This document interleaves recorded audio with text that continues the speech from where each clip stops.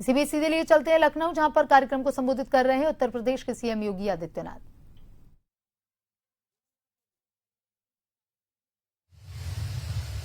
इन पूज्य संतों की जो साधना है वो स्वयं के कल्याण के लिए नहीं है, ये राष्ट्र कल्याण के लिए है, लोक मंगल के लिए है।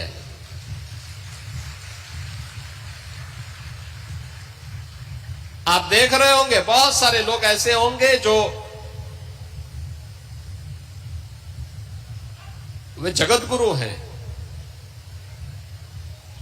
उनके द्वारा स्थापित पहला उत्तर प्रदेश का ही नहीं भारत का पहला दिव्यांग विश्वविद्यालय चित्रकूट में, उस विश्वविद्यालय के वे आज अभी भी कुलाधिपति हैं। वे भी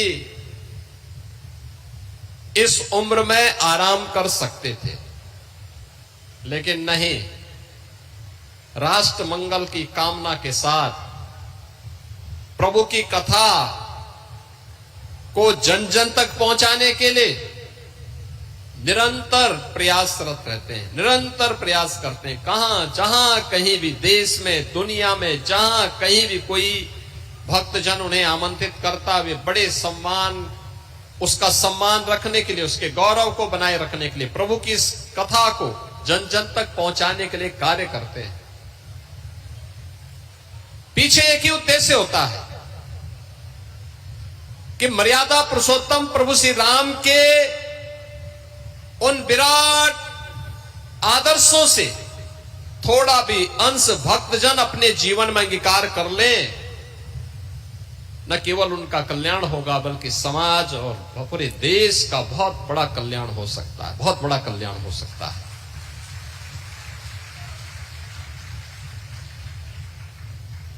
याद करिए ना, तो रावण और उसके राक्षस जो करना चाहते थे, उत्तर भारत में भी घुस चुके थे, आर्यावर्त में उनकी घुसपैठ थी, पूरा दंडकारण्य खर और दूषण के आतंक से त्रस्त था। बस्तर तक ताड़का पहुंच गई थी, मारीच और सुबाऊ पहुंच गए थे। वहां के सुंदर वनों को, नगरों को उन्होंने उजाड़ करके तहस नहस कर दिया था, उजाड़ कर दिया था। याद करना, जब भी नकारात्मक ताकतें वर्चस्व में आएंगी, ऐसे ही उजाड़ करेंगी, ऐसे ही तहस नहस करेंगी, जो रावण के समय में करते थे। शिक्षण संस्थानों को, शोध के केंद्रों को वैसे ही पंजड़ करेंगे जैसे खर और दूषण और ताड़का के द्वारा उस कालखंड में किया जाता था। और तब पहले महर्षि विश्वामित्र प्रभु राम को अपने यज्ञ की रक्षा के बहाने ले गए और ताकत को देखना चाहा कि क्या यही राम हैं जिनके बारे में हम सोचते हैं। तो मुकाबला, सबसे पहला मुकाबला किससे हुआ? ताड़का से। मारीच और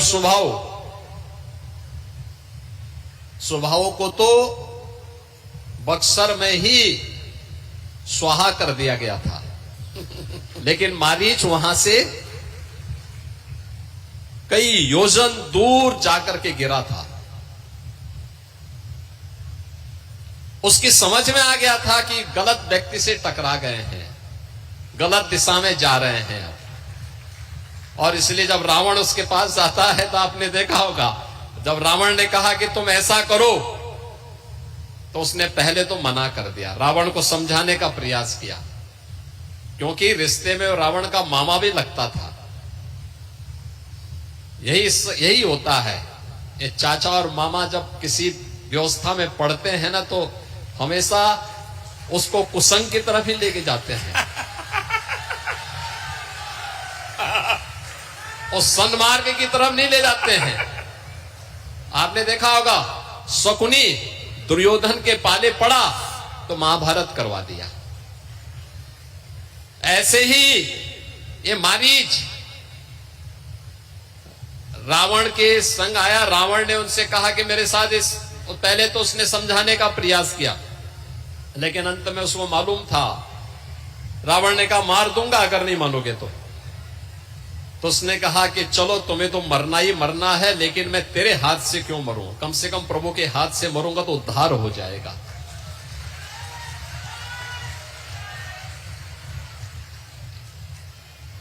मारीच की क्या स्थिति हुई, खर और दूषण की क्या स्थिति हुई। और याद करना, माता जानकी का अपहरण रावण ने किया। मर्यादा पुरुषोत्तम भगवान श्री राम ने इसके लिए अपने स्तर पर पूरा यत्न किया। उत्तर और दक्षिण भारत को जोड़ा। नारी गरिमा की रक्षा कैसे करनी है, इसका उदाहरण है। याद करना, लव जिहाद की घटनाओं को रोकने के लिए एक आदर्श उदाहरण आप सबके सामने हो सकता है। हमें आश्चर्य होता है, उच्च न्यायालय केरला ने 2009 और 2011 में इस पे चिंता व्यक्त की। रिलीजियस डेमोक्रेसी को चेंज करने की एक साजिश का हिस्सा है, लेकिन तब भी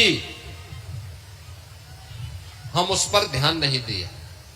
हमने 2020 में उत्तर प्रदेश के अंदर इसके लिए सख्त कानून बनाया, तब भी इसके लिए व्यापक जन जागरूकता किए जाने की आवश्यकता है। हमें सचेत रहना होगा।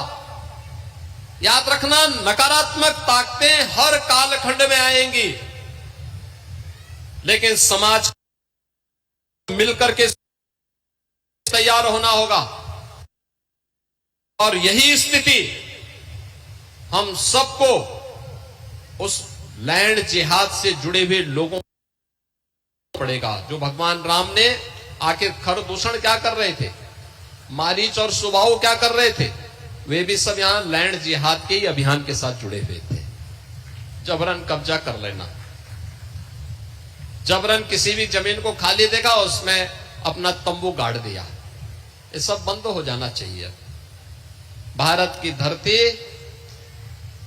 उन आक्रांताओं के लिए जिनकी भारत के प्रति आस्था नहीं है, जो भारत के प्रति निष्ठा नहीं रखते, भारत के संस्कारों का सम्मान नहीं कर सकते, बहुत अच्छा, बहुत उन लोगों के लिए भारत की धरती धर्मशाला नहीं हो सकती है, एकदम नहीं हो सकती है। और हम सबको उस संकल्प के साथ हम आगे बढ़ेंगे। कोई कारण नहीं कि आज भी इस संत शक्ति जो भारत की सज्जन शक्ति को एकजुट होकर के देश को आगे बढ़ाना चाहती है, आगे ले जाना चाहती है, ये प्रभु श्री राम की कृपा है। उनका जो आदर्श है, उसी आदर्श को ध्यान में रख करके सभी कार्यक्रम निरंतर आगे बढ़ रहे हैं। तोड़ने वाली ताकतें आएंगी, वे विभाजित करने का कार्य करेंगी। कोई जाति के नाम पे बांटेगा, कोई क्षेत्र के नाम पे बांटेगा, कोई भाषा के नाम पर बांटने का प्रयास करेगा। लेकिन हम सबको कथा के उस मर्म को समझना पड़ेगा जो यहां पे व्यासपीठ से पूज्य जगत गुरु के द्वारा आप सबको यहां पर उसके मर्म को समझाने का प्रयास किया गया है। हम सब उस मर्म को अपने जीवन का हिस्सा बनाएं। कथा केवल सुनने की नहीं, उसको अंगीकार करने की भी एक महत्वपूर्ण कड़ी का हिस्सा होता है। हमारे यहां क्या कहते हैं, हम जिसको अपना आदर्श मानते हैं उसके अनुरूप बने। हम शिव की पूजा करते हैं, हम राम की पूजा करते हैं, तो उनके उन आदर्शों को अपने जीवन में उसका हिस्सा बनाएं, उसके अनुरूप हम जीवन जीने का प्रयास करें, उसके अनुरूप बनने का प्रयास करें, उनके उन आदर्शों को अपने जीवन का हिस्सा बनाएं। अपने परिवार के सदस्यों को उन आदर्शों से प्रेरणा लेने के लिए आगे प्रेरित करें, सबका कल्याण होगा। और याद करना, जिसने भी राम को अपने जीवन का आदर्श बनाया उसका कल्याण हुआ है। जिसने राम का द्रोह किया है, याद करना, उसको इस धरती पर कोई जगह नहीं मिली है, कोई जगह नहीं मिली है। हम सब इस बात को ध्यान में रखेंगे। अनेक उदाहरण आपके सामने हैं, अनेक उदाहरण आपके सामने दिए जा सकते हैं, उदाहरण आपके सामने दिए जा सकते हैं। रामायण कालखंड के भी उदाहरण आपके सामने हैं। मारीच है,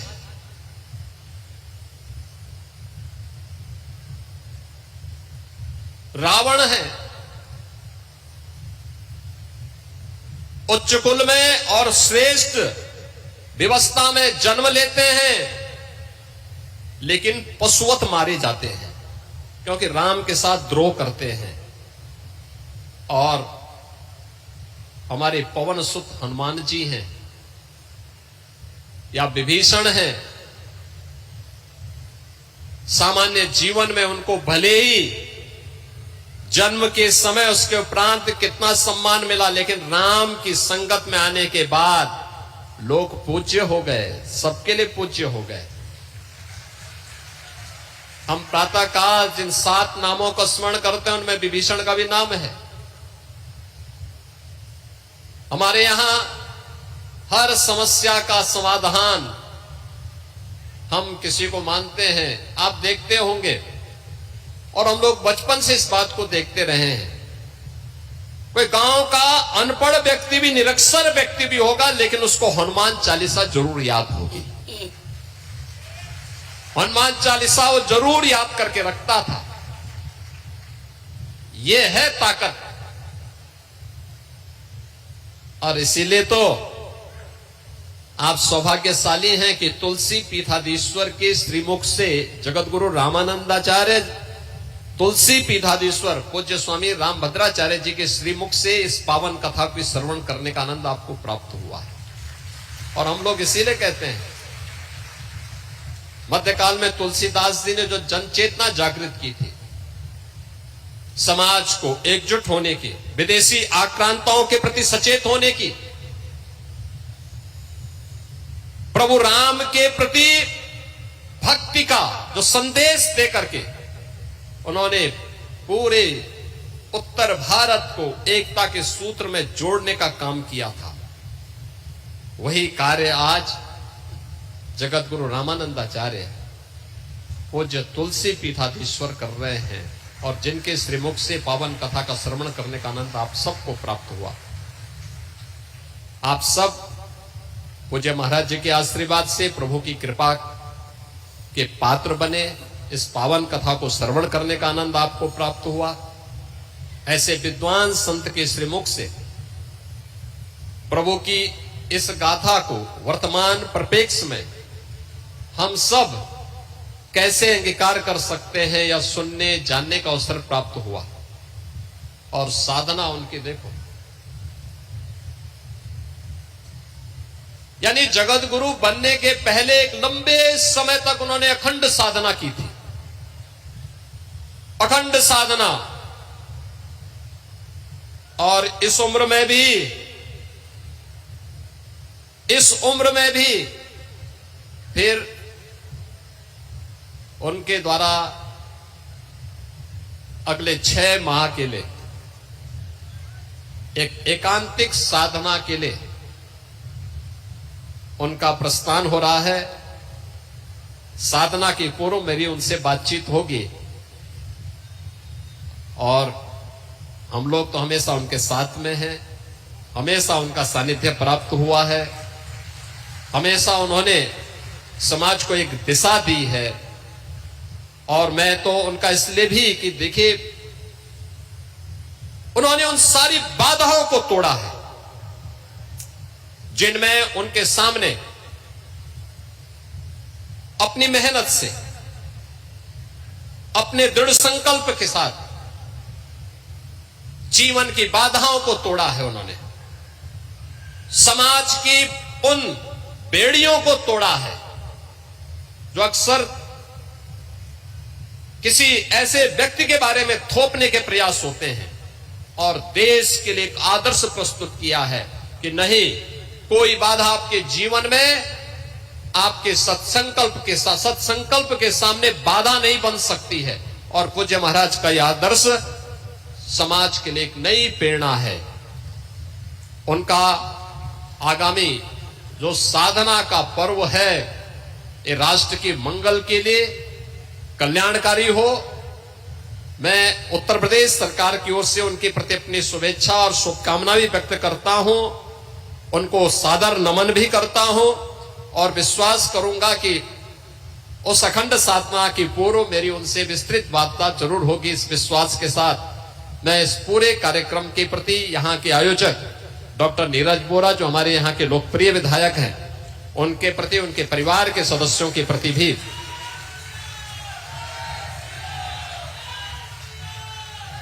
हृदय से मैं बधाई देता हूं, अपनी शुभकामनाएं देता हूं। आप सभी भक्तजनों का मैं अभिनंदन करता हूं। इतनी भीषण गर्मी चल रही है, सर्दी, गर्मी, बरसात, आंधी, तूफान, इन सब की चिंता के बगैर आप भी बैठे हैं। देखो, आपके लिए कोई गर्मी नहीं है, कोई आंधी तूफान नहीं, कोई आपदा नहीं, क्योंकि प्रभु के सानिध्य में जो आ गया और इन प्रकार की दैवीय आपदाओं से हमेशा मुक्त रहता है, आपदा त्रय से वो हमेशा मुक्त रहता है, और आपका जीवन इसी प्रकार से सुख और समृद्धि की ओर आगे बढ़ता रहे। इस विश्वास के साथ मैं एक बार फिर से व्यासपीठ को नमन करते हुए पूज्य महाराज जी का अभिनंदन करता हूं। जय जय श्री राम। जय जय।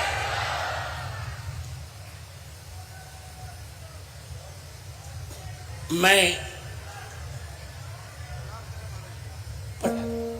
24 को बात, हाँ 24 में आपको बात,